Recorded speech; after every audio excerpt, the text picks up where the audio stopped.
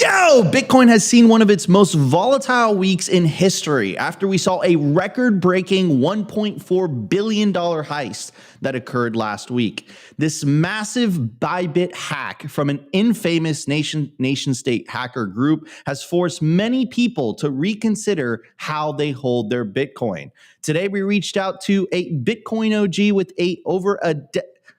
What is happening? There we go. Sorry about that, guys. I have my echo in the background. Today, we reached out to a Bitcoin OG with a decade of experience in cybersecurity to break down everything that happened with this hack. And also this morning, it was Opti and I had to put a fire out, which was absolutely crazy. We had some trouble getting the live stream up and going, which we managed to fix 10 minutes before the show went live. And of course, what Bitcoin OG am I talking about? We have the one, the only, legendary Jameson Lopp in the house. Thank you so much for joining us, Lopp. I know we've had you on Simply Bitcoin IRL, but we've never had you on Simply Bitcoin Live. So welcome to the show. Always glad to talk about Bitcoin. It's so crazy because every time we have a big guest coming and joining us, those are the days that something goes wrong. So we're rolling with the punches. Anyways, let's jump straight into today's article. Let me pull it up. FBI accuses North Korean-backed hackers of stealing $1.5 billion in crypto from Dubai-based firm. It goes on to say the FBI has accused North Korean-linked hackers of conducting one of the largest thefts of cryptocurrency publicly known, seizing some $1.5 billion worth of Ethereum from a Dubai-based firm. The theft earlier this month, targeting Bybit, one of the world's largest crypto exchanges, represents yet another involving a team of hackers identified by the U.S. government by the names of Trader and the Lazarus Group. The hackers steal cryptocurrency through the dissemination of cryptocurrency trading applications that were modified to include malware that facilitates theft of cryptocurrency. It goes on to say, in an online public service announcement late Wednesday, the FBI said it believed the North Korean-backed hackers were, quote, responsible for the theft. Quote, trader actors are proceeding rapidly and have converted some of that stolen assets to Bitcoin. I think that's the signal there, right? They're getting rid, of whatever, and they're buying Bitcoin. Other virtual asset dispersed across thousands of addresses on multiple blockchains, the FBI said in its announcement. Quote, it is expected these assets will be further laundered and eventually converted to fiat currency. It goes on to say North Korean state media has not acknowledged either the theft or the FBI accusation. Pyongyang's mission to the United Nations in Geneva did not respond to a request for comment from the Associated Press. Now, here is a post from, I believe, the Bybit CEO, Ben Zhu. And he said, Bybit hack forensic reports as promised. Here are the preliminary reports of the hack conducted by Singa Labs and Verichains. Screenshotted the conclusion. Here is the link to the full report. And Lopp, we were talking about it earlier before we went on air about this report that came out. So Lopp, what happened? How did this happen? How can an exchange of this size with this many customers how are exchange hacks still happening in 2025, after the industry has been around for almost 16 years now? We all remember Mt. Gox. I think Bitfinex got hacked a couple times. Binance got hacked. How is this stuff still happening? Well, these are complex systems, and complexity can be the enemy of security. I think that's the short version of how this happened. There's complexity at many different layers, and it really starts at the very lowest layer. There's a lot of complexity on these EVM Turing complete protocols, and that level of complexity means that you can't have the same trustless verification that we do on Bitcoin if you're using one of these tiny, low-powered hardware key management devices. So, if you've ever used Trezor, Ledger, Coldcard, really any of those hardware devices, then you know that when you're making a Bitcoin transaction, it explicitly tells you on the screen, hey, you're sending this many sats and you're sending it to this address, and you can confirm it all on what is essentially a totally self-contained computer. And that's possible to do because Bitcoin is simple. And the partially or fully signed transaction that you are sending to that device is usually only a few hundred bytes, maybe a few kilobytes, and it's capable of parsing it and telling you exactly what the resulting change to the blockchain is going to be. But with these more complex EVM type of protocols, you're not signing a transaction that has all of that context inside of it. You may be signing a more complex transaction that's basically sending a command to the EVM. And the only way to know what the result of executing that command is to actually execute the command. So you have to have your own full node, basically, where you do a test and you then check the state change of what actually happened from executing the transaction. So the short version is that you can't sign these complex transactions on secure air-gapped hardware because the hardware itself simply does not have all of the contextual information necessary to know what the final outcome is of that transaction. And then beyond that, there's just multiple other layers of problems that happened in this one particular case, particularly that they were using a web app, a JavaScript front end to actually drive the creation and the coordination of this multi-sig setup. And anyone who is familiar with JavaScript and web apps know that they are just incredibly difficult to secure because you can't have integrity checks for the code itself. If you're running a mobile app or in many cases a desktop app, those applications can be cryptographically signed. Like the final build of the app can be cryptographically signed by the developers of that app. And that provides a strong attestation and integrity check that the code that you're running is the code that was actually written by those developers.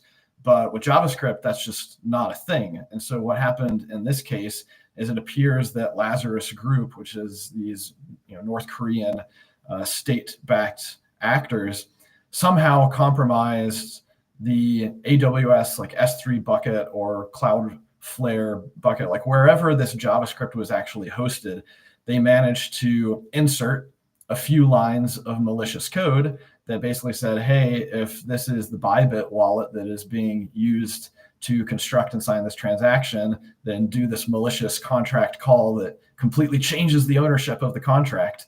And they were able to do that because whatever code they put up there just immediately gets sucked down into the browser and run, and there's no integrity checks to make sure that the code was actually written by the Gnosis Safe developers. So they were able to completely bypass any of the security mechanisms that the Safe team may have had around, code review, peer review, the build and deploy process. And it appears that this happened because a developer had some sort of production access API key on their machine, and that machine got compromised, though we don't know all of the details at this time.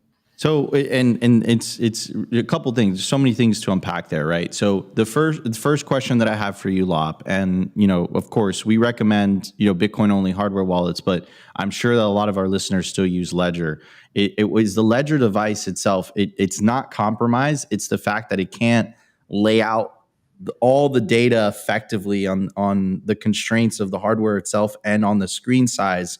So you can't really actually confirm what it is you're signing. And if you compare and contrast that with Bitcoin, it's pretty straightforward. It's like, look, here's your Bitcoin address. Here's the change address.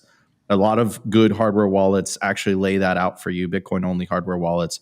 So it's not the actual Ledger device itself that was compromised. It was something that was compromised on the software level. How were they able to do that? So essentially, did a developer download like a malicious software? Is that what happened? Probably. It's too early to say because I think the only forensic report that has been released was performed by Bybit or at Bybit's request. I don't know that they actually had access to this supposed developer's machine. over the long term, you would expect that if that's what happened, then a full forensic analysis of any compromised endpoints, employee laptops and other machines should occur, and they should then be able to figure out what is the actual root cause of how it got compromised. But generally what happens in these cases, especially with Lazarus Group, they are considered very advanced persistent threat actors, and they will spend weeks, if not months, poking and prodding and trying to social engineer and compromise various employees at a company in order to eventually get production infrastructure access. So that usually does involve some sort of social engineering to trick an employee into installing some sort of software that has a malicious payload. What we've seen pretty often is that they will go after developers, and in some cases they will try to get the developers to download and run some sort of code from GitHub, usually under the auspice of helping them debug something or helping them do some sort of academic project. And that code in that GitHub project will have malicious 0-day exploit that basically allows them to get full access to the machine. Gotcha. No, it's very interesting. By the way, we're about to break 1,000 live viewers on the live show. If you guys are enjoying Simply Bitcoin Live so far, make sure to smash that like button. Help us break 100 likes within the first 15 minutes of the show on YouTube. We're already at 80 likes. If you guys are enjoying the show, smash the like button. Consider subscribing. Opti, crazy morning, man. The day that Jameson Lopp is joining us on the show, we had to put out some fires in a very short amount of time, but I'm happy that we got the show up and running for you guys. What are your thoughts on this, man? It was a pretty big deal. It tanked the price as well, man. I think it severely affected the price. We were at 99.5. I totally bought the top. I always do. No shame. Don't care. But it affected the price, right? It dumped the price. I think a lot of people had a lot of questions. A lot of people are like, wait a second, hold on. This dude is using a ledger to sign a transaction for a $1.4 billion transaction. What is going on here? What were your thoughts, Opti? Yeah, well, obviously, when I saw that video of the ledger, it was like, wait, it's almost like the joke you've been saying for a long time that Brian Armstrong just has a ledger in his sock drawer and that's how he secures the Coinbase transaction. It literally happened with Bybit. So that was just hilarious. And then just kind of in context, this is a 1.4. That article said about 1.5. I think it's $1.45 billion hack. Obviously, it's an Ethereum, but in context, this is about 3 times the size of the MT Gox going down. So this is a huge hack here. The Lazarus Group obviously came up huge on this hack, whether it was social engineering or what have you. It's a huge hack. And then I actually have a question for Lot before, but it's kind of what you pointed out, Nico. It's funny, and I was joking about this earlier while we were kind of setting up the show. It's funny that even the real scammers out there don't even want Ethereum or any shitcoin, and they just flip it into Bitcoin instantly and try to get it into Bitcoin. A signal for everyone out there that might be Bitcoin adjacent. It's even the real scammers don't want these shitcoin scams. They're like, let's put it into Bitcoin. But Lopp, for the not so advanced people in the audience, with this hack, just to be completely clear, is this an Ethereum issue or ledger issue? Can this happen on Bitcoin? For someone watching the show right now, maybe they're getting a little scared if their Bitcoin is secured correctly. What would be your advice to them? I mean, it's a combination of the complexity of some of these protocols and just the way that these hardware devices operate. So, I think the takeaway here is, multisig is not a panacea.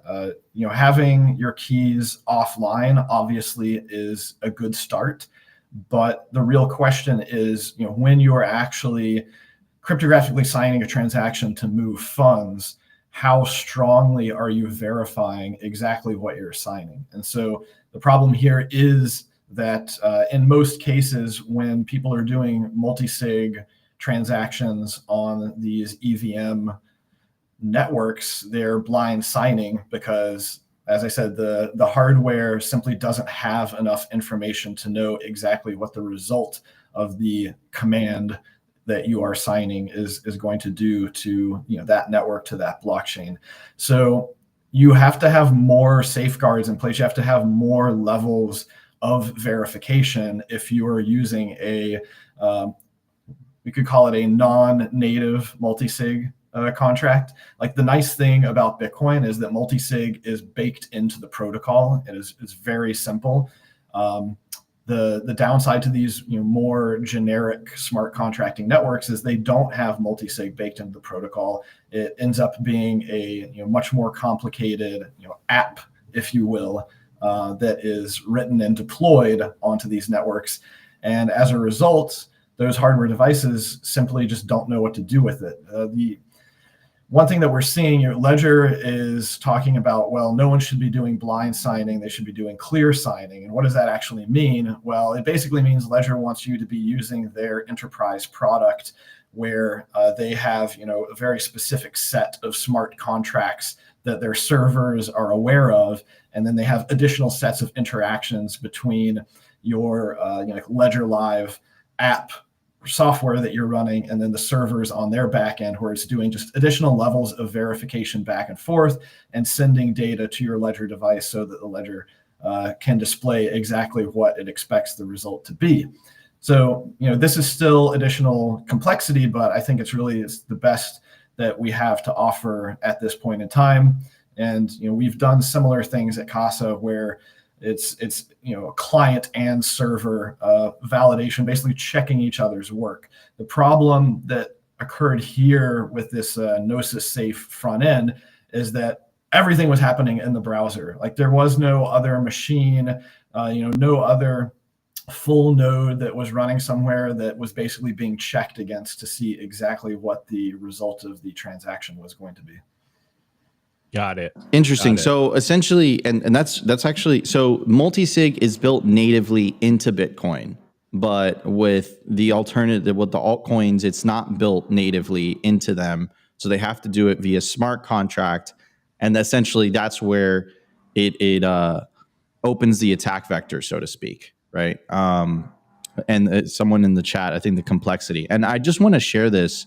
I just want to share this screen from the Bybit CEO, and it exactly says what Lopp was saying. So the benign JavaScript file of app.safe.global appears to have been replaced with malicious code on February 19, 2025, specifically targeting Ethereum multi-sig cold wallet of Bybit.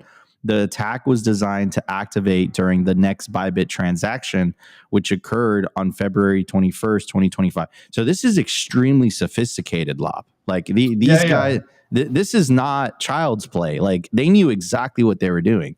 Well, they did, because if they had wanted to, they could have been sweeping basically everybody's wallets who were using the Gnosis Safe web app. But they were smart, and they put in that conditional that basically only listed a couple of contract addresses because they didn't want to tip their hand. Like, this is sort of a classic game theory of a zero-day exploit. When you have some sort of massive vulnerability that you're trying to monetize, do you immediately start trying to sweep up money from everybody?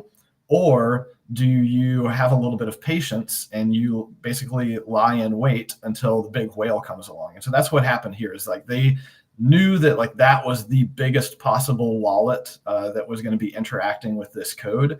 And so they only had to wait a couple of days to basically get the fish on the hook, so to speak. If they had deployed it without those conditionals, then you probably would have had people losing a few ETH here and there, and they would have raised the alarm because they wouldn't have understood what happened. And then that would have resulted in the Gnosis team looking into it and finding the problem before they were able to get the 1.4 billion.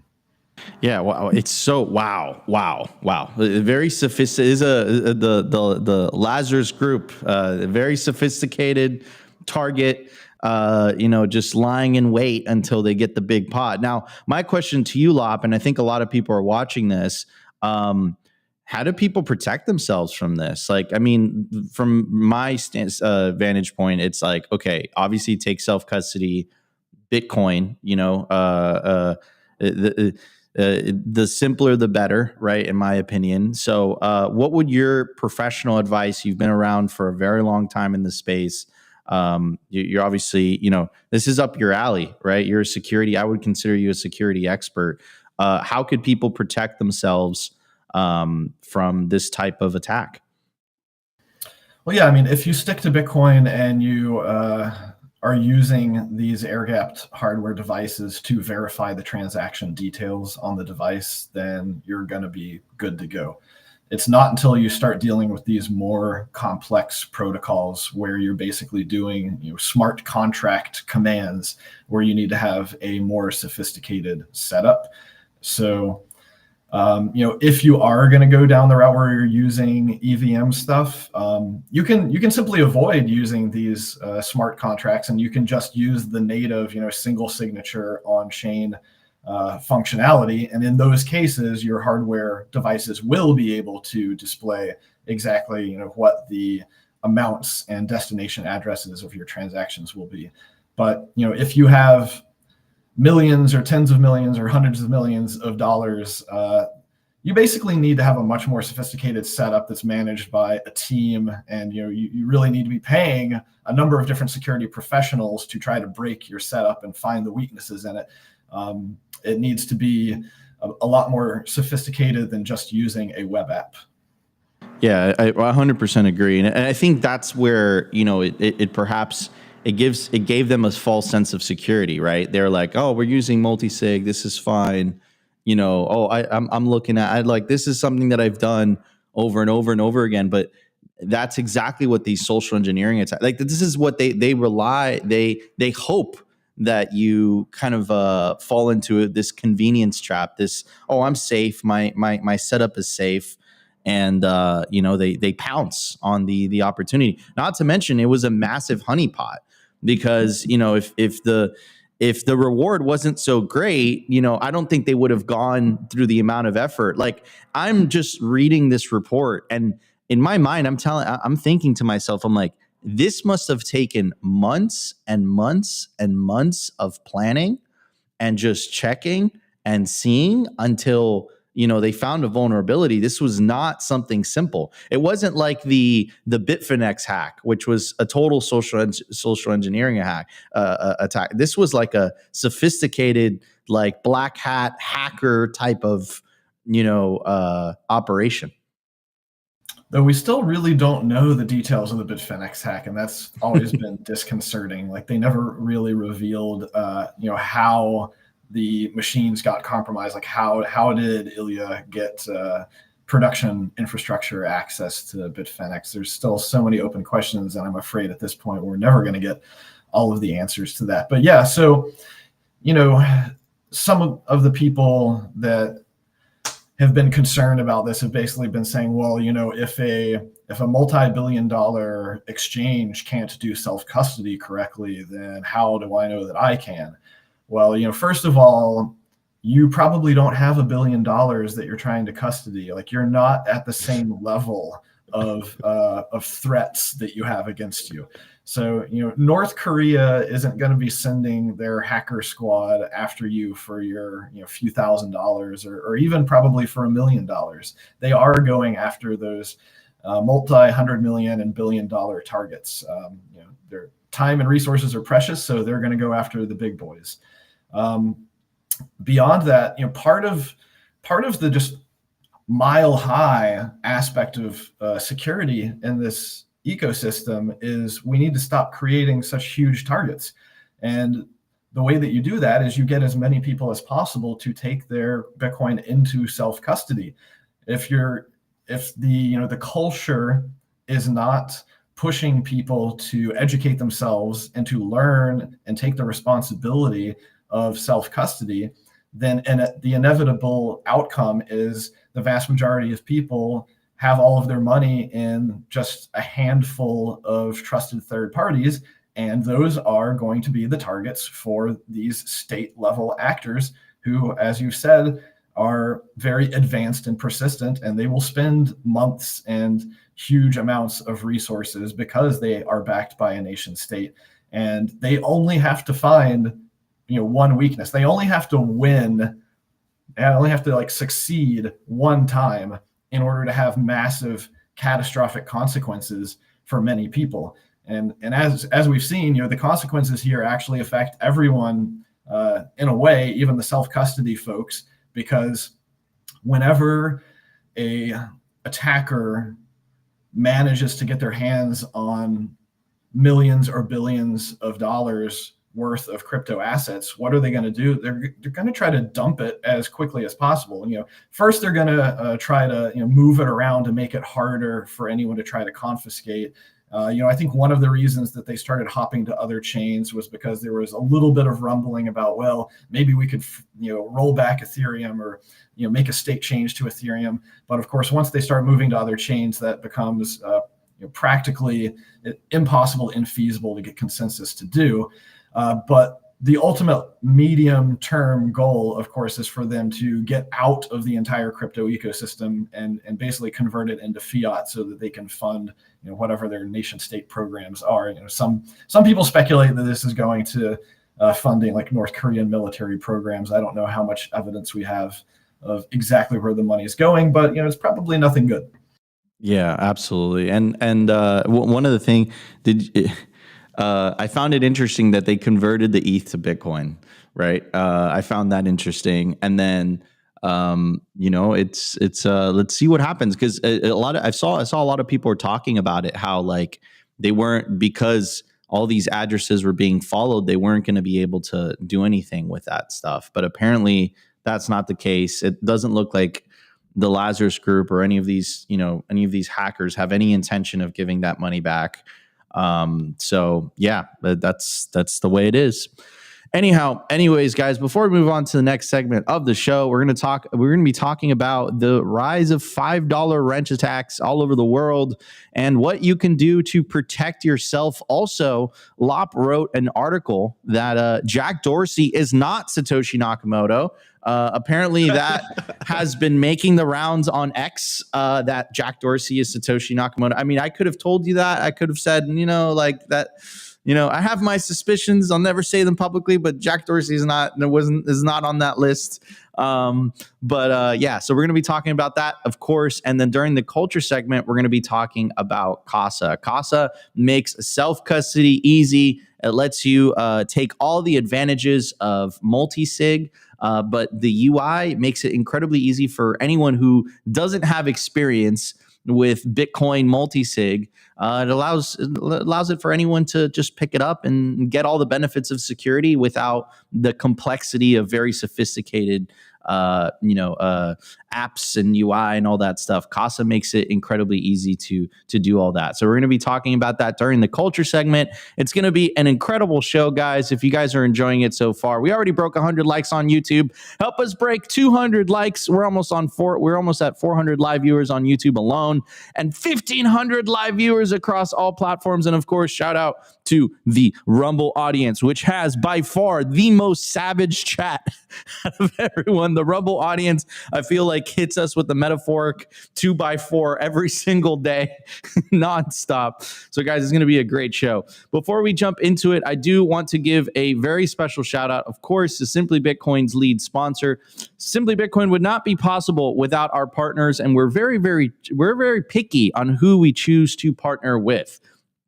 Bitcoin Well, enable your independence with the fastest and safest way to buy Bitcoin on-chain or via the Lightning Network in Canada and the USA. To get started, you put in your email address. It takes 2 to 5 minutes to get signed up. And what makes Bitcoin Well different is that it's a completely non-custodial platform. What does that mean? That means that when you buy Bitcoin on Bitcoin Well, as soon as the funds clear, they go straight to your self-custody Bitcoin wallet address. They don't even allow you the ability to leave your Bitcoin on the exchange, which of course perfectly aligns with the Simply Bitcoin ethos of the separation of money and state, because self-custody is the revolution. Also, if you're a higher net worth individual looking to buy $50,000 worth of Bitcoin or more, check out Bitcoin Well Infinite. It's a white glove experience. You get a dedicated rep which you can call or you can text, you can do email. And every time you want to buy or sell Bitcoin, you have a real human being that you can interact with. So check out Bitcoin Well Infinite today. Go to bitcoinwell.com/OTC to get started. And now, if you're an American, you can get paid in Bitcoin sent directly to your personal Bitcoin wallet. Share your Bitcoin Well direct deposit details with your employer, set your Bitcoin/dollar split, and receive sats instead of fiat with every paycheck. What are you waiting for? Head over to bitcoinwell.com today, scan the QR code, use promo code SimplyBTC, get 3 tosses into the Bitcoin wishing well. Guys, we're going to hit the numbers. We'll be right back.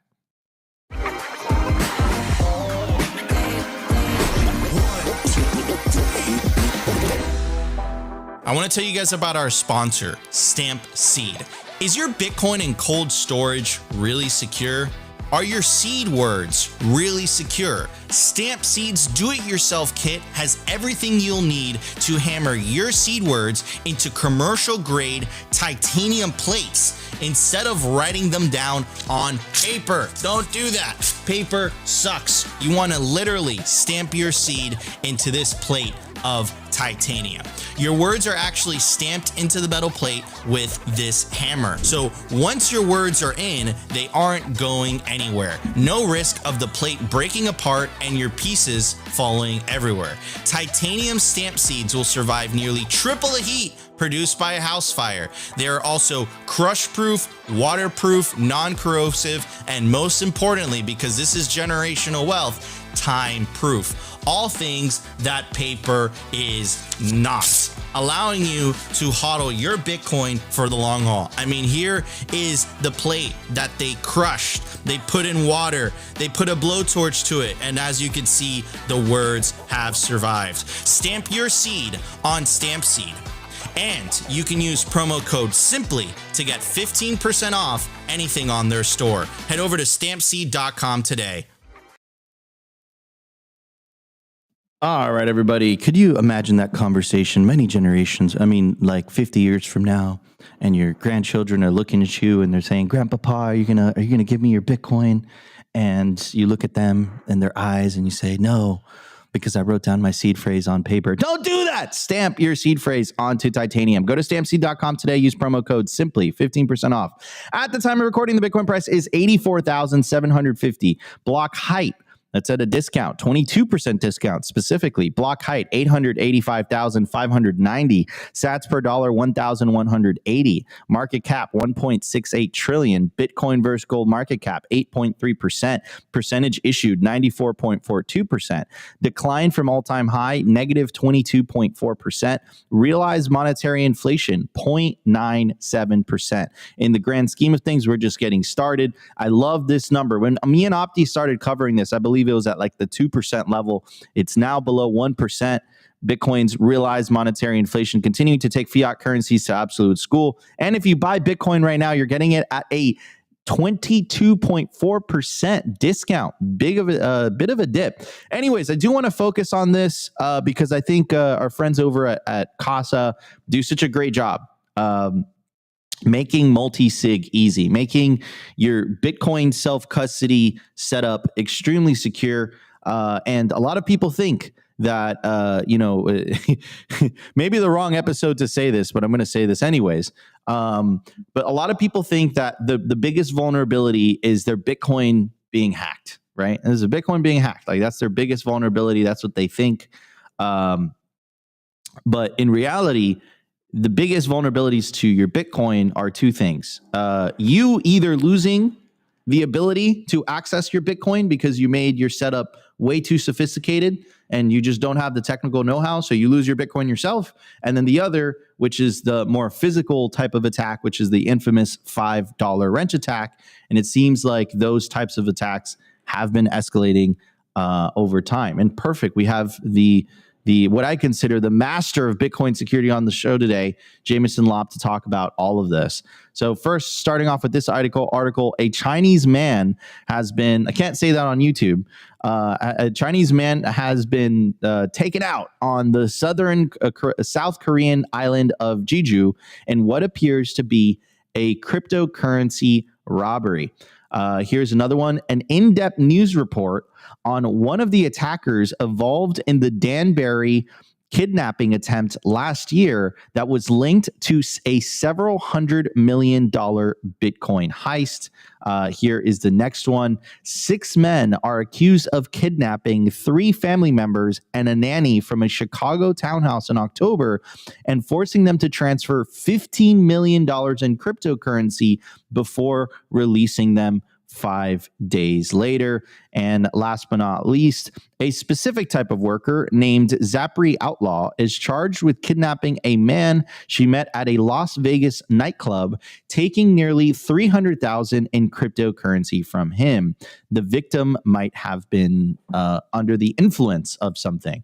So anyways, Lopp, this seems to be happening, seems to be escalating. I think a lot of things, there's trade-offs, obviously, with self-custody. Self-custody comes with personal responsibility, comes with complete responsibility. There is no 1-800 number to call if you've lost your keys, right? And it also, I think, potentially opens you up to the infamous $5 wrench attack, right? Everyone's thinking like, oh, it's going to be this sophisticated Lazarus group, but in reality, you buy a $5 wrench and you show up at someone's house and you say, I'm not going to leave until you give me your Bitcoin. And if not, I'm going to use this $5 wrench in ways that you don't like, right? So Lopp, like obviously, you've been doing a great job covering all these events that have been happening worldwide. But first thing that sticks out to me is one happened in Chicago. So one happened actually in the United States, which you would think in the United States that these types of things weren't happening. You've been covering this for so long, is this surprising at all? I think what we're seeing is that just because you live in a safe area doesn't mean that you're safe from being targeted. Like these are highly specific, highly targeted attacks. Well, some of them are, right? So I guess we need to break down the different types of attacks, right? So first of all, there's the crime of opportunity.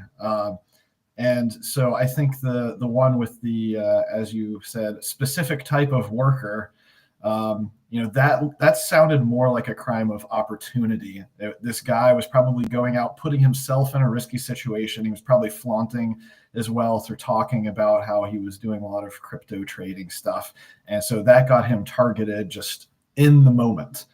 Now, I think the things that people should be more worried about because they're harder to protect against are the ones where it's a home invasion type thing, where you're getting targeted ahead of time. And these people, these attackers are putting a lot of effort into surveilling you, figuring out what your sort of day-to-day activities are, and then essentially taking you hostage. And maybe they do that at your house if they feel like your house is not a hard target. Or in other cases, like last year, we saw a CEO of WonderFi in Toronto. They just waited for him to exit his office at the end of the day, and they threw him into a van when he came out into the parking garage going home from work. So they were likely surveilling him and figured, hey, that's the most vulnerable time for us to pick him up. So, I would say in general, these are still rare, like in the greater context of how many million people obviously are owners of Bitcoin.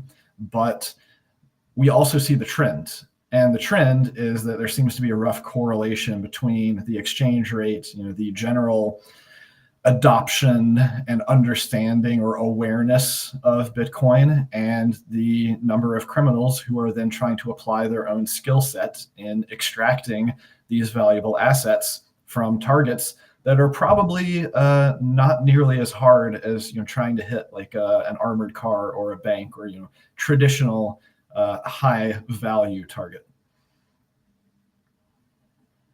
Oh, sorry about that. And let me ask you something else, Lopp, right? So you broke it down in the specific types of attacks. There's the opportunistic attack, right? With that specific type of worker that I said, YouTube. And then there's the planned attack. It seems like that Chicago attack, that seems like a pretty big heist, 15 million. That seems like a planned attack. That seems like They scouted that person out. Now, my question to you, Lopp, and you've written amazing articles on this, by the way. How do you protect yourself against this? Like, how do you go about your life, rethinking your safety and your family's safety, right? Because us Bitcoiners, we have this joke of like, look, I love the Second Amendment, and I'm going to make my house into an effing castle. So like, what would be what would be the advice to someone that potentially is, they've been in Bitcoin for a while, they take self custody, but they haven't really thought about this potential attack vector? What would your advice be to them? Yeah, I mean, the first thing is don't be an idiot. Don't put yourself into risky situations. Don't go conducting high value face-to-face trades with large amounts of cash involved, because that's where a lot of these crimes of semi-opportunity happen, is people targeting the sort of face-to-face OTC traders, getting them to meet up in a sort of secluded hotel room or something like that, and then basically taking them hostage, tying them up, and only performing one half of the trade, as it were. But for the more like long-term targeted stuff with the home invasions and robberies and whatnot, the main thing that you want to focus on is not becoming a target. And how do you not become a target? Well, you shut up. You don't go around, flaunting wealth. You don't broadcast to the entire internet that you're doing stuff with these assets. And preferably, if it's too late for you, if you've already basically doxed yourself as being Bitcoin evangelist and holder, then you should take precautions so that it's hard to actually find your address where you sleep at night. That's what I did a number of years ago. It's not easy, but it's feasible, at least in the United States. It can be more difficult in other countries that don't have some of the same legal options for protecting your address and your ownership of property and stuff. But privacy, I would say, is the thing that people should be investing in the most.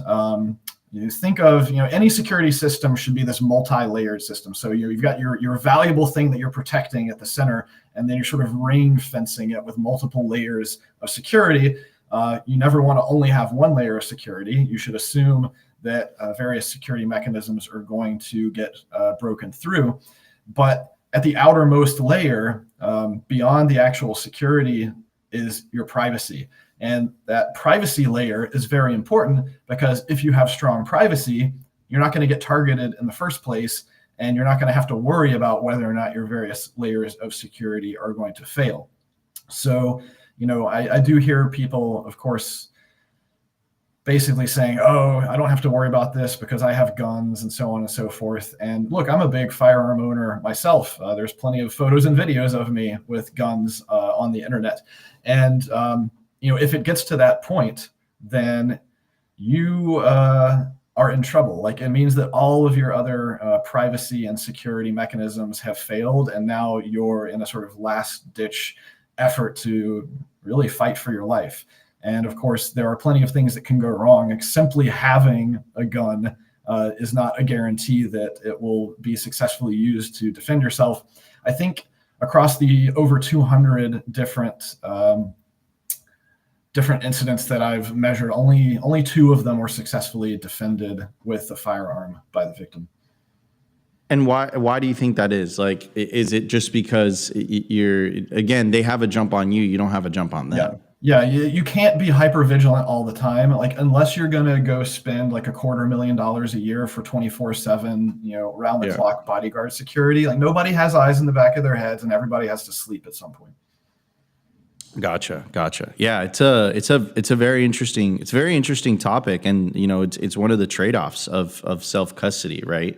It's something that I think Bitcoiners all have to really put some thought into. But I agree with you, Lopp, 100%. I think privacy is that's the easiest one, right? Because if no one knows who you are, there's nowhere to look, right? And then go on podcasts with your real name and face. That would be a terrible idea. A terrible idea. And also, Opti did that for a while. No, I didn't. No, I didn't. You're lying. You put on a mask for a while. Oh yeah. I was anon forever, and then Nico roped me into not being anon. So now I'm wrecked. Thank you, Nico. but hey, someone has to talk about Bitcoin. Someone. So you have to do it, right? But yeah, this is a very, very fascinating topic, very interesting topic. Lopp, if people want to go down the rabbit hole and read some of your articles, where could they find them? Yeah, check out blog.lopp.net. I've got a lot of privacy articles there. And in general, if you want to go down the privacy rabbit hole, you should spend the like 40 or 50 bucks to buy Extreme Privacy by Michael Bizel on Amazon. Awesome. So you go, we have it in the ticker down below, blog.lopp.net. And check out some of Lopp's articles. They're some of my favorite. I've been reading them for years. There's one with an image of just like a moat around a house, which it was one of my favorite articles. So yeah, just go check out all this stuff. This is all stuff, guys, that you have to think about if you're taking Bitcoin into self-custody, especially you've been in Bitcoin for a while. These are all things that you have to think about. Think about multisig. Think about geographically separating your seed phrases. Think about decoy wallets. Those are all things that could work to your advantage, but you have to put in the thought, the Spider-Man quote is ringing in my head, right? With great power comes great responsibility. And that's what self-custody is all about. Anyways, guys, we're going to jump into the news segment where we're going to be talking about whether Jack Dorsey is Satoshi Nakamoto or not. So we will be right back.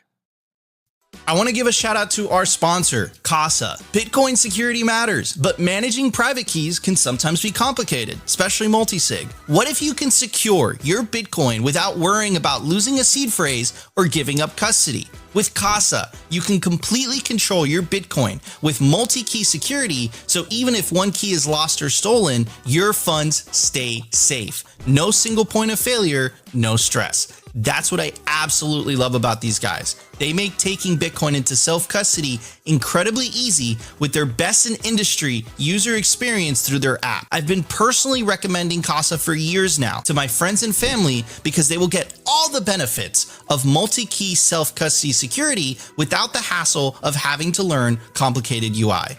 And if you're thinking of one day passing on your Bitcoin to the next generation, their inheritance plan has you covered. Also, if you're a business looking to add Bitcoin to your treasury, do it the secure way with Casa for Business. To get started, go to casa.io today and get 5% off Casa Standard or Casa Premium with promo code SIMPLY.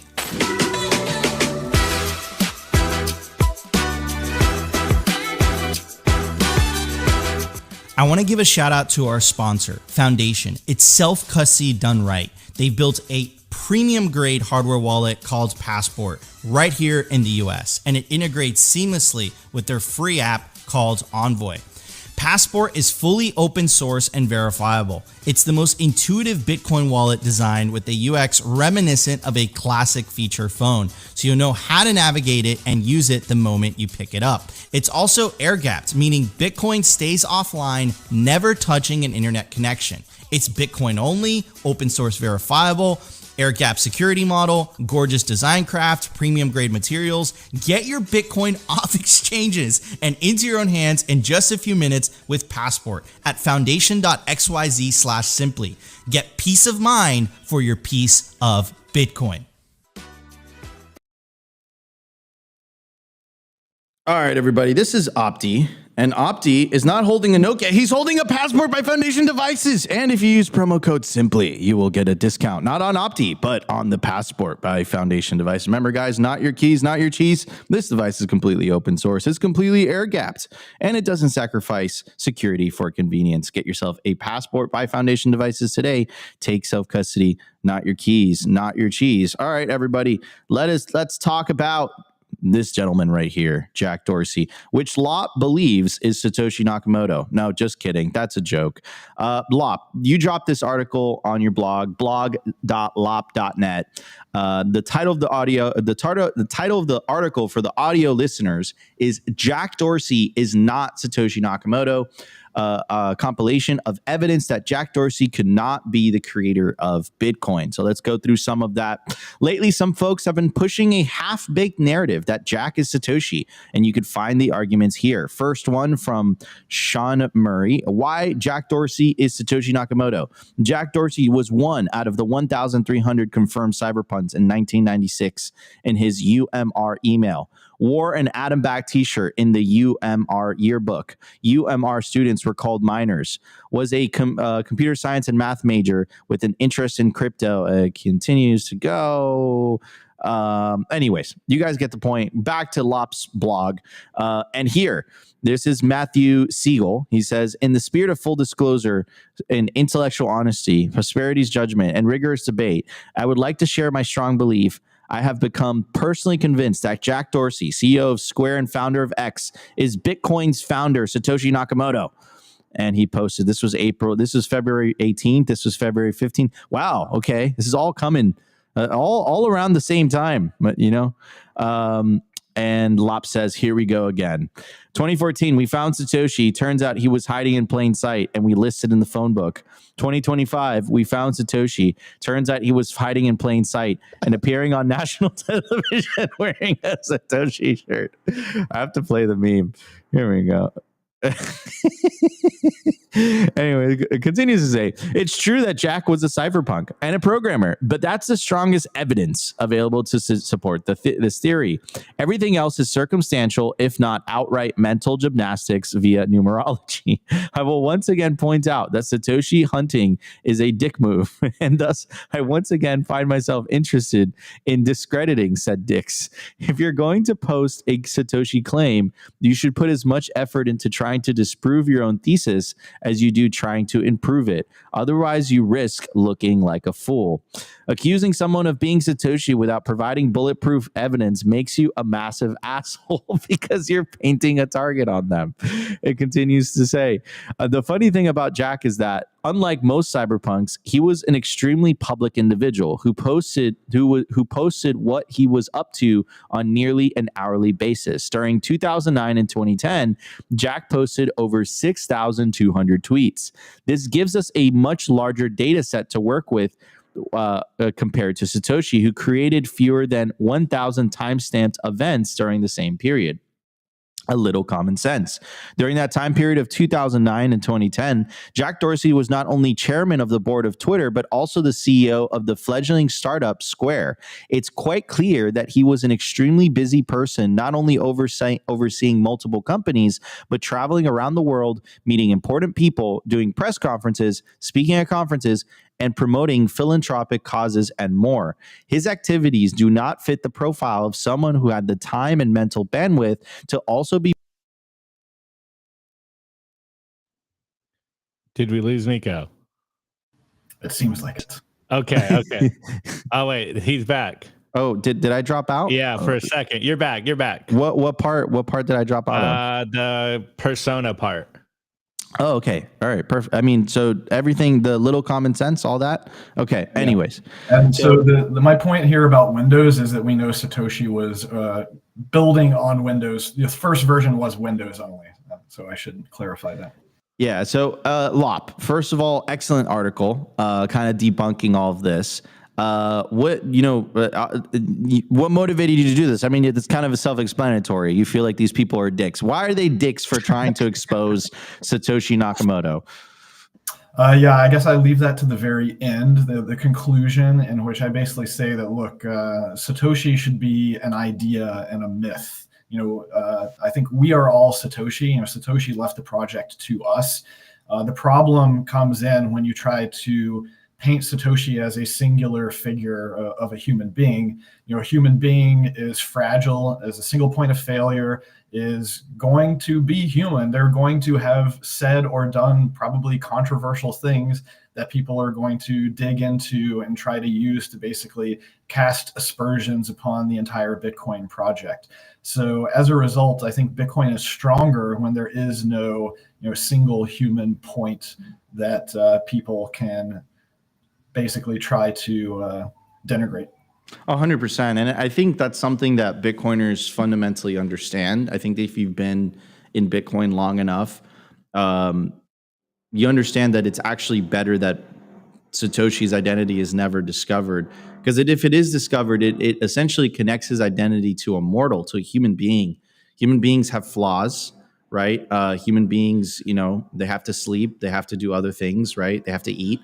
But if he remains this mythological figure, there's really no flaws there, right? You only have certain interactions that he's had. I know in the CSW lawsuit, it was very interesting to see some extra communications that Satoshi had that wasn't exposed to the public, right? So I fundamentally agree. I think the less we know about Satoshi, the better. I think that if you've been in Bitcoin long enough, you've come to realize that knowing the identity of Satoshi is not important. It's what Satoshi did is important. And I think it would be actually a negative to the industry and to the movement, because this is really what Bitcoin is, if we discovered his identity. I don't think that's ever going to happen, by the way. And I don't think those coins are ever going to move, by the way, also. I think that he fundamentally understood that he created something bigger than himself. And that's why he walked away and left it to its own devices. And here we are 16 years later, and we're talking about nation state adoption and all that stuff. So it's been a tremendous success. So if you're still trying to discover Satoshi's identity, you don't get Bitcoin. That's my take. Maybe I'm wrong, but that's my opinion. Opti, what's your take on this, brother? Yeah, well, I'm with Lopp on this one. I don't think Jack Dorsey is Satoshi, and I don't really need any evidence for this. It's just a vibe check here. It makes no sense to me. And I find it interesting, though. Part of this idea, like you were saying, Nico, if you are trying to find out who Satoshi is, you don't understand Bitcoin. I find it interesting that usually for a lot of new people in Bitcoin, this is like their one caveat. This is the one thing that they always say that, makes them not trust Bitcoin, and us Bitcoiners are completely opposite. It's like, this is a good thing that we don't know who Satoshi is. Whereas most people come in, it's like, how could you trust this internet money thing with an anonymous creator? Like, don't you want to know who it is? And I'm like, no, it doesn't matter. This is the beauty of it. This is the whole point, that the creator came anonymous, gave us a gift, and disappeared like Batman. And this is why no one controls the network. But an interesting kind of take on this is that those Bitcoiners on Twitter that are saying this, they're not like newbie Bitcoiners. And so I find it kind of interesting that they are pushing this narrative, and I wonder what the incentive is. And, that's kind of my take on this. It's like, it's not like they're new people into the space that are saying this. They've been around for a couple of years, and now they're pushing this. So that's like the things that gets me kind of wondering, like, what is the incentive to push that Jack Dorsey is Satoshi? But yeah, like I said, it's usually newer people in the space that come in and they wonder who Satoshi is. And all of us here that been around for a while, we're like, dude, it doesn't matter. I don't care. I literally don't care. I don't ever want to know. I hope he never comes out. But it's funny that when new people come in, they always ask the same questions. Like, how could you trust this money? You don't even know who created it. I'm like, this is a good thing. What are you talking about? Do you even understand what's going on here? I think that some people just want to have a hero or a leader figure, and that, it would be cool if Satoshi happened to also be this guy who's a billionaire and one of the richest people outside of the Bitcoin that Satoshi mined. I think that's a similar reason why some people have floated the Elon Musk theory, which is similarly ridiculous. But people come in and I think they want to know who Satoshi is because they think that there might be a backdoor in the code. Satoshi could be the NSA or the CIA, and it doesn't matter because we know what the code does. We can look at it. It's open source. It's been reviewed by countless individuals who have tried to find weaknesses in it for 15 years now. And then I think some other people are slightly worried about the economics aspect of one person controlling such a large portion of the supply. And I tend to agree with Nico that the coins are never going to move. I have a blog post a few years ago entitled "Satoshi Was Not a Greedy Miner," in which I go into the really deep technical details of Satoshi's mining operation. And I show that they actually mined a lot slower than they could have. And so my thesis for Satoshi's mining operation is that it was never meant to accumulate coins. It was really meant to act as a heartbeat for the network. And you can actually see that Satoshi would stop mining for 5 minutes after finding a block to basically give the rest of the world a chance to try to find a block. And then over the years, Satoshi actually decreased their hash rate as the hash rate of the rest of the network increased. And so that was because they no longer needed to be that stabilizing force to ensure that blocks were still being produced at a consistent rate in those very early days. 100%. No, and he was, and I remember some of the earlier communications, Lopp, to add to your point. He was like basically saying like, guys, like calm, like let's make sure that this hash is distributed, right? Like let's calm down, because in the beginning it was very delicate. You can even make an argument that it was centralized. Lopp, isn't there a story that essentially Satoshi ran Bitcoin in stealth in the very, very early days on purpose?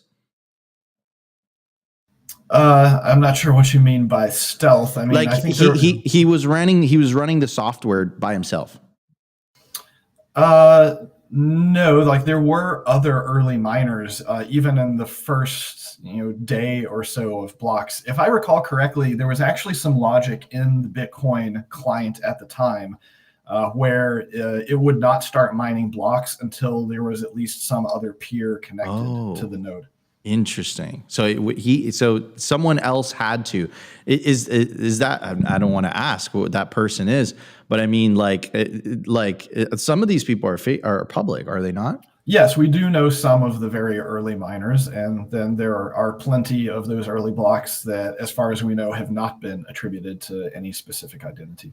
Yeah, those guys, they're doing it right. They're doing it right. They're watching all this content. They're going to the conferences. They're not going to the conferences. No, they might. You have no idea. You would have no idea, right? Anyways, all right, guys. Hey, wait, Nico, before we go on, since we got Lopp here, SpongeBob SquarePants in the chat has a question here, and I think Lopp's perfect person to ask. Why hasn't Satoshi's wallets been hacked?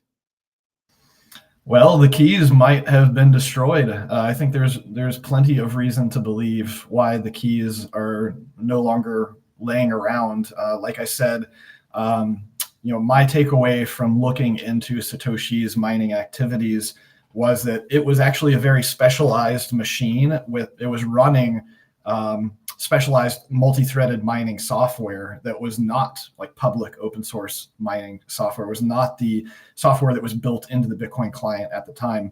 And so that's another reason why I believe that Satoshi basically just had that infrastructure running to keep the network going for those first 18 months to 24 months. And then once the network seemed like it had bootstrapped itself, they turned it off. So what happened to those keys? Maybe they destroyed them. Maybe they still exist, but I think it's basically that money is like too hot. Like, I don't know how you would actually spend any of that money without putting yourself at extreme risk of being doxxed. 100%. I 100% agree with that. I do. Before we move on to the next segment, I do want to end or finish off some of the reasons as to why Jack Dorsey is not Satoshi. Lopp lined it up here. Says, I'm sure Jack used Windows at some point in his life, but he has been a diehard Apple fan ever since the original iPhone came out. And he says, can't use my computer because both my Magic trackpad and keyboard are out of batteries. And it says, most of the evidence in this report is based upon timestamps, meat-based activities. Jack was bi-coastal in 2009 and 2010, frequently alternating between San Francisco and New York, because those were the locations of Twitter HQ. And then I think this is the most interesting one right here. I think out of the things that you've posted, Lopp, this to me is, I mean, like, unless Satoshi could be two places at the same time, like, I feel like Jack Dorsey just planning all of this, but anyways, so Satoshi's public activity hour of the day. And then here is Jack Dorsey's Jack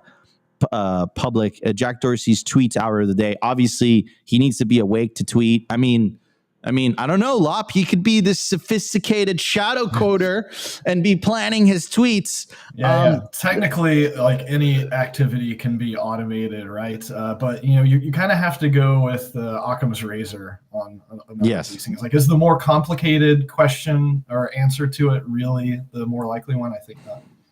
I have a question for you, Lopp. Like, it seems like Satoshi, based on this, what seems like he was on the U.S. time zone. It really lines up well with what you would consider to be a typical waking and sleeping schedule of someone on the Pacific time zone. Interesting. Very, very okay. All right, everybody, we're going to move on to the culture segment. We have tons to cover and tons to talk about. We're going to be talking about Casa. It makes multi-sig easy. It makes self-custody easy. There's an app that I've been recommending to friends and family because I want them to have all the benefits of taking self-custody, but also not losing their keys. I don't know how many times I've found myself in this situation where either, just family members of mine, they're like, Nico, I lost my seed phrase. I'm like, don't worry, we can just replace it, right? So the Casa app enables that, makes it easy. So we're going to talk about all of that. We're going to hit the culture segment. We will be right back. I want to give a shout out to our sponsor, HIVE Digital Technologies. As the first ever public miner, HIVE's been battle tested through every possible market. And as the first with an AI strategy, HIVE continues to redefine the future of sustainable energy. Also, gotta casually drop this in here, HIVE consistently tops the industry in Bitcoin mined per exahash. They're lean and mean, they're green and clean, and they're changing the game. Learn more by following them at HIVE Digital Tech or check out their website, hivedigitaltech.com.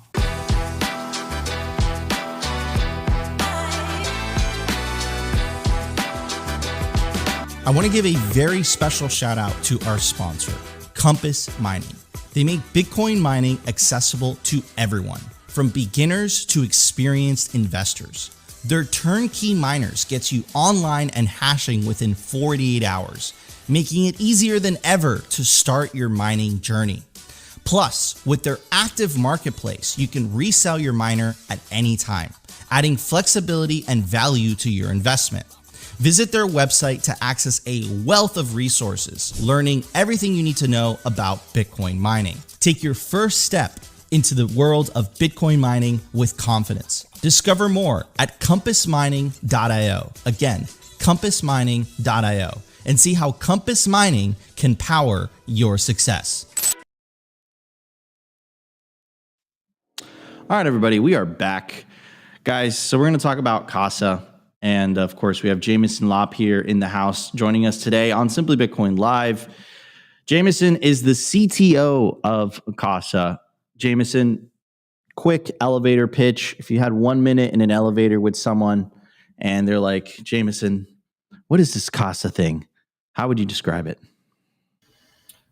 So basically, we help you be your own bank, and we make it easy to do so because when you are setting up essentially your own bank security, there's many different decisions to be made, many best practices to be followed, and if you're not deep into the weeds of all of that, then it's very helpful to have software that basically guides you down following best practices, and to have actual humans that you can talk to who can help you understand the trade-offs of the different decisions that need to be made. Great. And I love that phrase. We help you be your own bank. That's a very, very powerful statement.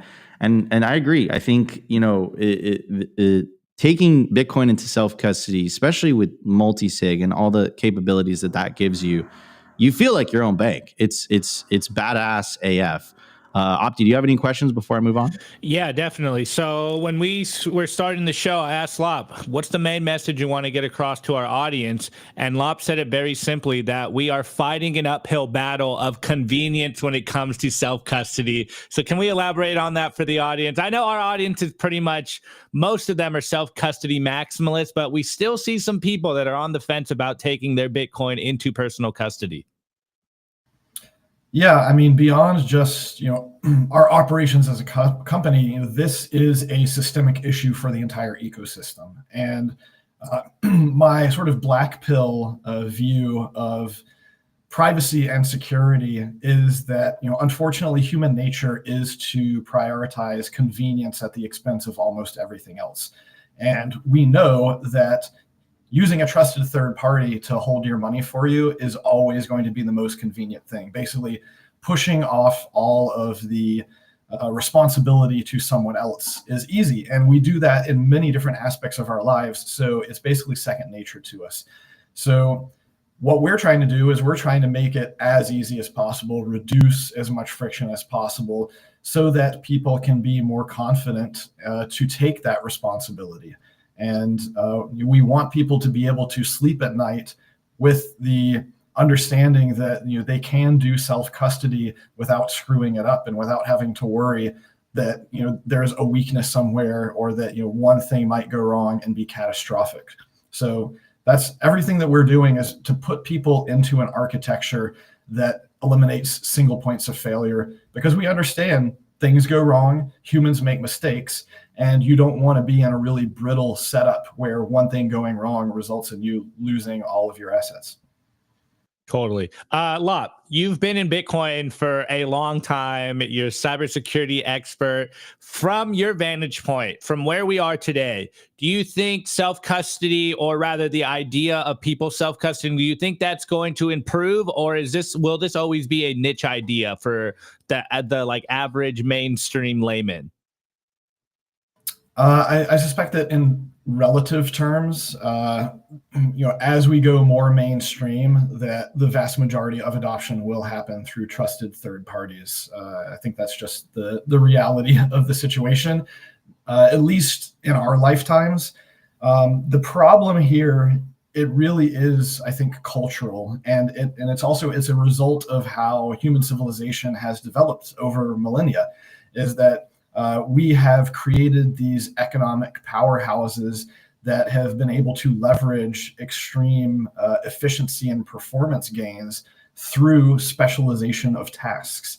And so we've created these systems where you're outsourcing the vast majority of the important aspects of your lives to third-party specialists, because they're going to be better at doing something than you are if you had to do everything yourself. Like, this is why it's so much easier and efficient for us to go to the grocery store than it is to grow our own food and slaughter our own animals.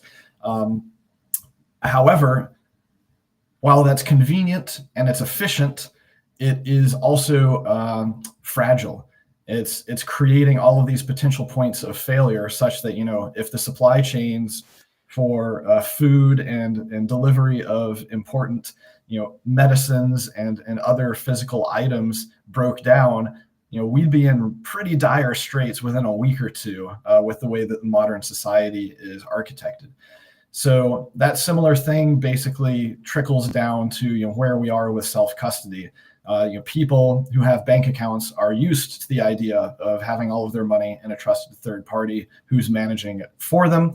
And so this is, as a result, is kind of a cultural issue where I suspect that it could take generations for us to kind of reverse course on that and really teach our children and our grandchildren to take responsibility for some of these extremely important aspects of their lives. Totally. Yeah, I very much agree that it's a culture issue. Now, you did kind of mention about businesses and Bitcoin treasuries. So as someone that is working on a Bitcoin treasury product, how big of a product or a problem do you think that these honeypots are, like Coinbase and et cetera, in the space right now? We know a lot of the Bitcoin ETFs are all custodied essentially at the same companies. And obviously it's your kind of life motto here. Your life purpose is to obviously distribute that security away from these honeypots. So how big of an issue do you think this is? And is this something that you think, that keeps you up at night? Do you think we might see another, I don't know, exchange blow up? Like, what's your thoughts on that perspective? Well, I mean, look at what happened last week, right? Like, it's not stopping. I mean, we are improving security best practices, but security is a cat and mouse game. It's a never ending battle. And so as this ecosystem continues to grow and the total value of the ecosystem grows, and then the total value of the single points of failure honeypot custodians continues to grow, then that means that the attackers are incentivized to spend even more resources trying to find the weaknesses in them, because the payoff of a successful attack is also growing. So, I think that in terms of risk, it's better to distribute risk across millions of different points, such that, if the average individual has a failure and their self-custody gets successfully attacked, yes, it could be very bad for that individual, but there's no ripple effects across the rest of the ecosystem, where you don't have like one failure causing hundreds of thousands or millions of people to lose their money instantaneously, and then you don't have the economic pressure, as we talked about earlier, of $1 billion worth of liquidity trying to be extracted from the system as quickly as possible by the attackers. So Lopp, we have a it seems like we have a Casa user in the chat. So I don't know how to pronounce that. Opti, you want to give it a go? Psycho 05 says, Lopp, can we have foundation and cold cards for signing devices? I haven't used Casa because we get sent Trezors. We support both of those devices, and you can either buy them for yourself off the shelf, or it really depends on like which tier you're at. I think we only really offer the customization of hardware at the private clients tier, if I recall correctly. But you can definitely buy any of our supported devices. We support the Cold Card Mark IV and the Q, both seem to work pretty well, as well as Foundation Passport. It just it depends on if you prefer doing the QR code based signing or not, and that can be a bit tricky. I have several articles about multi-sig performance testing of signing really large data size transactions. Yeah, and let me ask you something else, Lopp. So maybe in the chat this applies, right? And the reason that I love the Casa product is, again, it makes the whole self-custody aspect easy without sacrificing convenience. And I think you guys have mastered the UI. Your UI is incredible. It even has a little haptic tick to make you feel good when you sign something, right? And I think that makes it very easy for someone that perhaps is transitioning from the fiat standard, the fiat matrix, to a Bitcoin standard where they're taking self-custody. And it kind of gives them the same vibe of, oh, this is like a bank, but it's not a bank because it's self-custody. So you guys cover a lot of the complexities there. What would your pitch be to someone hey, look, I already have a single sig, and then I'm using a passport, I'm using a cold card, and I have Sparrow, why should I use Casa? Oh, look, if you are comfortable with using the totally free tools that are out there, then go for it. Nothing that we do can't be replicated by someone if you put in enough time and effort to do so. And in fact, if you want to try to replicate everything that we've done, I highly recommend that you look up our wealth security protocol.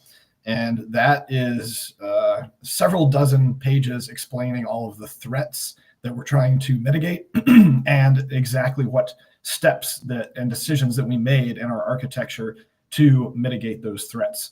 But really, I think a lot of it comes down, as I said earlier, to convenience, to really providing a very simple user experience. On purpose, we do not offer a lot of the more advanced functionality that you can do with Bitcoin. And that's because we think that it's actually kind of dangerous. It could be a foot gun in the hands of an unsophisticated user. So what we're trying to do is we're trying to build a super high security, cold storage setup that eliminates single points of failure and is accessible to a non-technical user that may not know all of the ins and outs of the protocol and security best practices and such. So what you're really doing is you're saving yourself a lot of effort of having to learn all of those best practices and put them into place. But it's certainly possible to do it yourself. And I think that's one of the great things about Bitcoin. You don't need us to self-custody. We're really here to help you get into the best possible position as quickly and as easily as possible. 100%. And someone who I learned learned multi-sig specifically using Electrum and Sparrow. There's different standards. People don't realize this, right? If you don't update your devices, all of a sudden it's like, wait a second, oh my God, I can't spend, right? There's a lot. It's a very deep rabbit hole, ladies and gentlemen.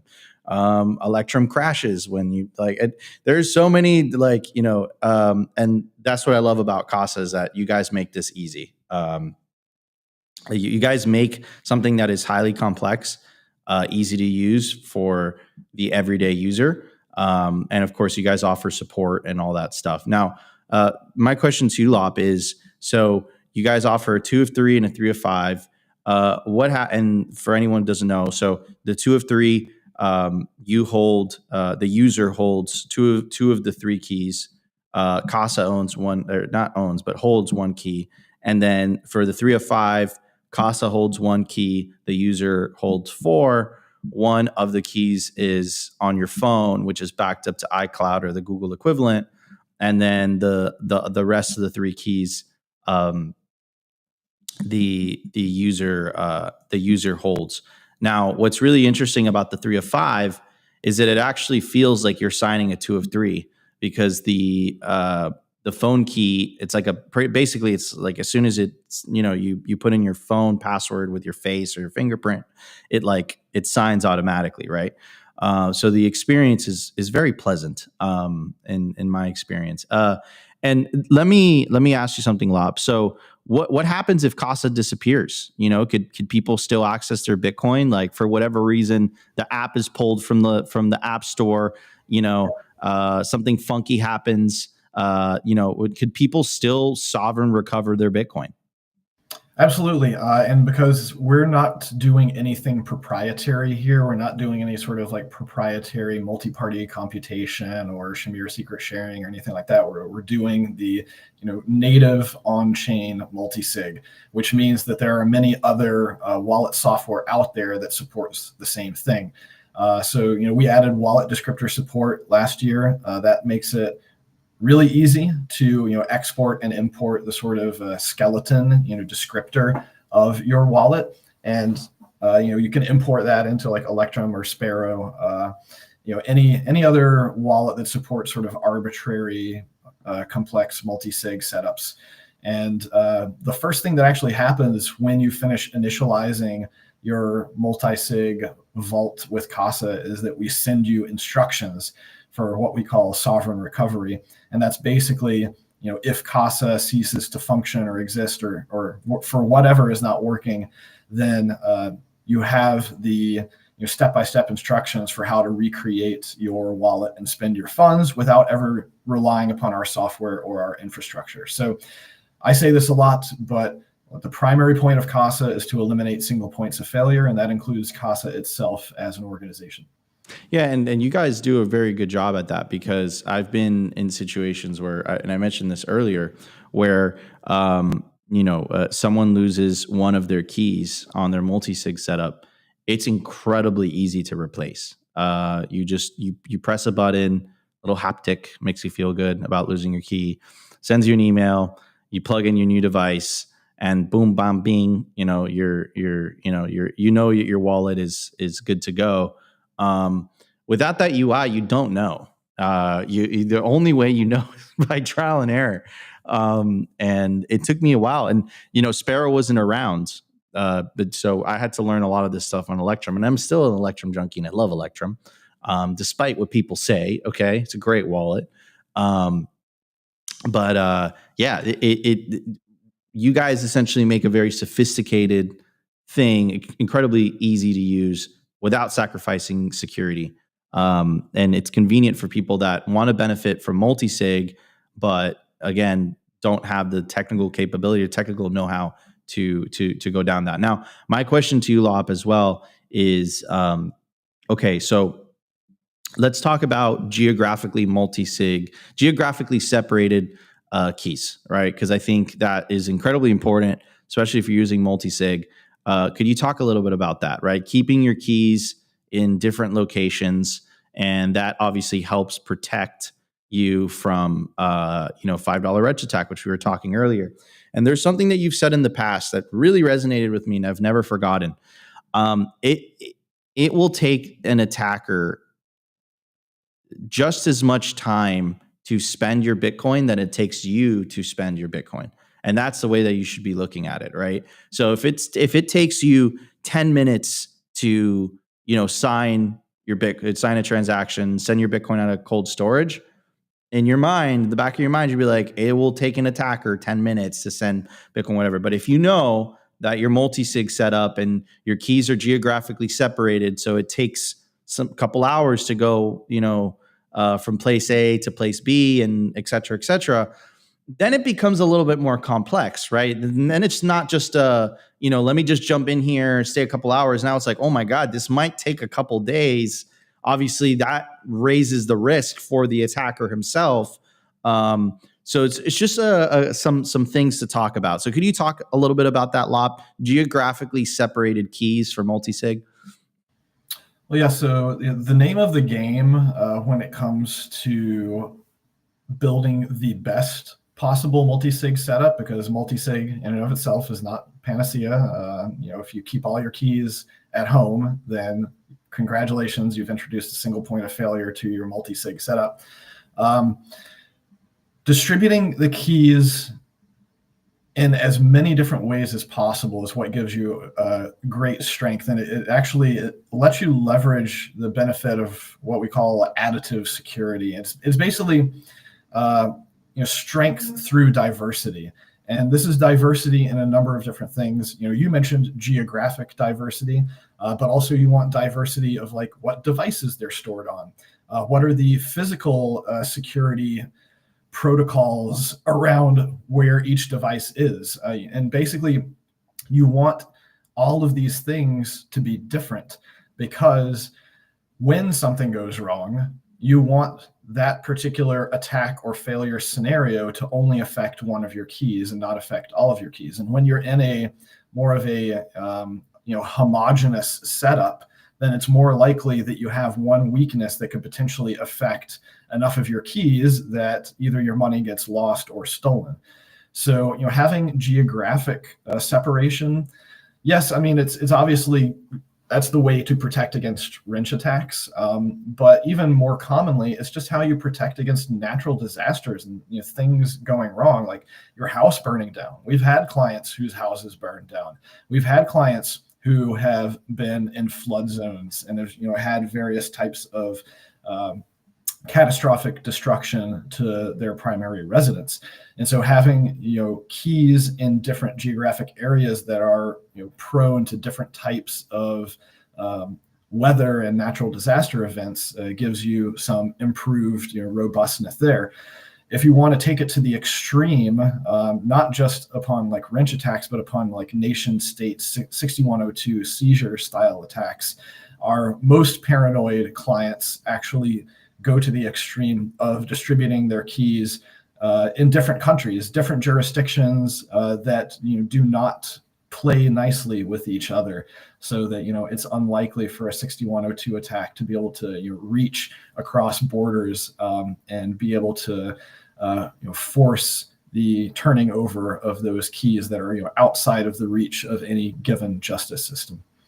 Yeah, love the way, guys, this is all things that you got to think about. These are all things, again, with great power comes great responsibility. That's what self-custody is all about. Casa makes it incredibly easy if you feel intimidated by the tech stuff. And I'm telling you, someone who loves computers, the trial and error that I had to, and the mini heart attacks, no one tells you that, right? The trial and error of having to learn this stuff was not a walk in the park. So this is a great way to, especially if you hold a decent amount of Bitcoin, you should definitely have it on multi-sig. Like I can't recommend that enough. I think a single sig is just like it's a terrible idea in so many different. Sig is a single point of failure. It's right there in the name. Yeah, exactly. So if you've been in Bitcoin for a while, I highly recommend multi-sig, and Casa makes it incredibly easy without sacrificing security. I want to give a very special shout out to our guest today, Jameson Lopp. Go check out his blog, blog.lopp.net. And of course, go check out Casa. Go to casa.io/simply. Of course, today's show was February 27, 2025. I'm your host, Nico. Our guest today, Lopp, and of course, my legendary co-host, Optimus Fields. We'll see you guys tomorrow for a brand new episode of Simply Bitcoin Live. Today's episode was brought to you by BitcoinWell.com, a Bitcoin-only platform on a mission to enable financial independence.